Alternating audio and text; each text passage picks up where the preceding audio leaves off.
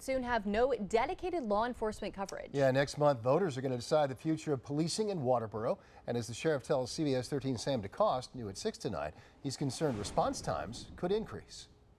The town of Waterboro does not have a police department. It hasn't had one for about 2 decades. In that time, people who live there have been covered by York County Sheriff deputies. It almost appears that they do have their own police department. Last year, town officials budgeted about $266,000, allowing for 2 deputies to provide police coverage for about 8,000 residents who call Waterboro home. It would be the price of a Happy Meal. They recreate there, they shop there, so we have a vested interest in keeping a good quality of life in Waterboro.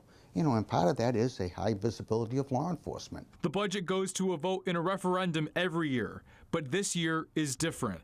Town Select Board members voted ought not to pass this year's vote to renew the town's contract. If the deputies are responding to other calls in other towns, that's not what the contract states. Town Administrator Matt Bors claims their contract requires the deputies to cover Waterboro and only Waterboro.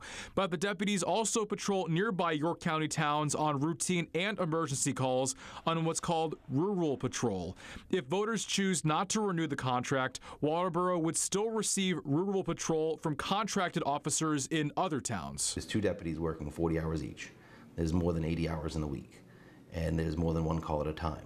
So there's already calls being handled by rural patrol. Bors does not believe Waterboro's coverage would suffer if the contract goes unrenewed.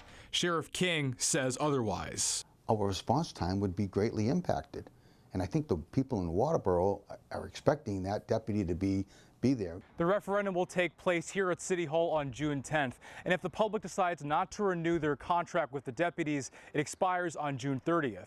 In Waterboro, Sam DeCoste, CBS 13 News.